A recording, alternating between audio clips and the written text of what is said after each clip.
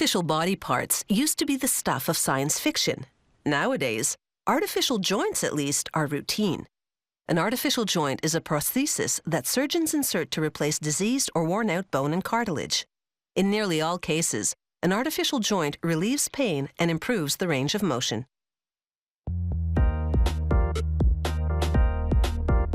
From your knees and hips to your wrists, elbows, and shoulders, if your joints go, you can replace them.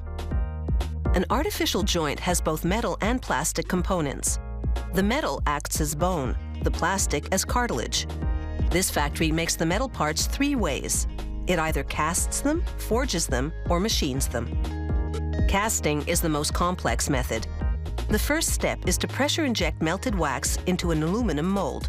This makes a pattern, a wax replica of the metal part. Now they build the mold for casting the part in metal. Workers fuse a group of patterns with hot wax to a holder, also made of wax. The patterns will shape the cavity in the molds.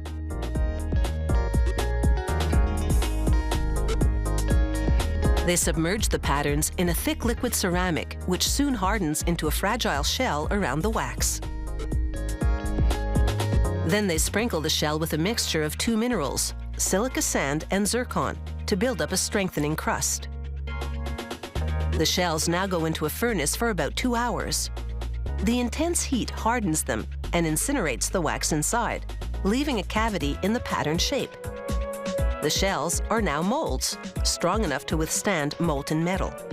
That metal is cobalt chrome.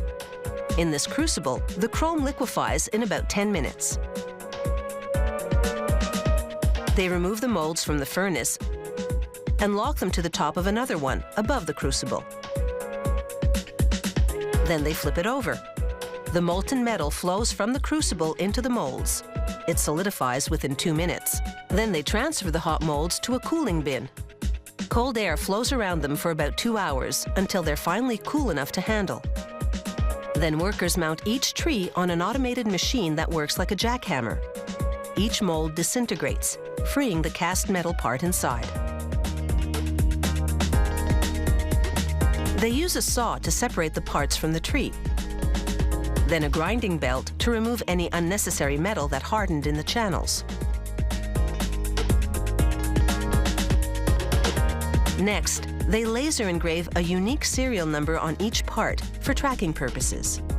Every part undergoes a thorough inspection.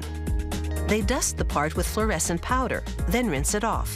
Powder residue settles in any flaw and glows under ultraviolet light.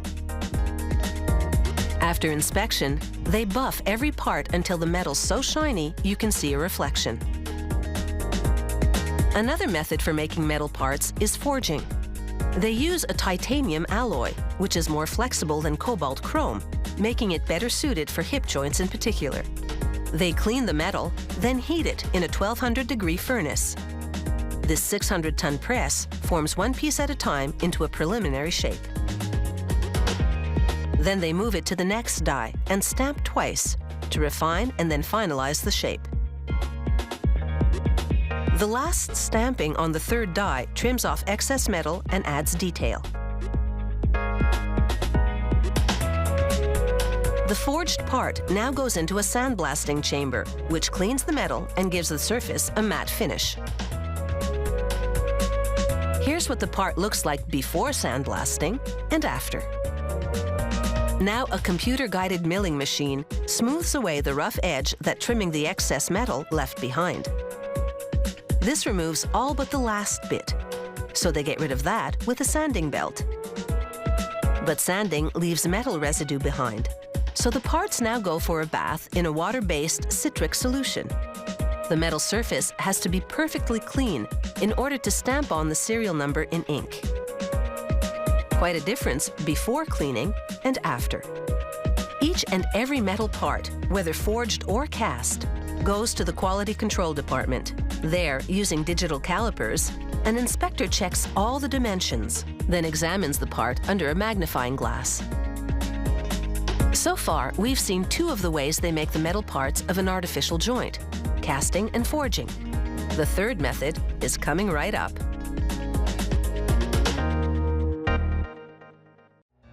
I don't never slow up, no I don't take shit, I got no love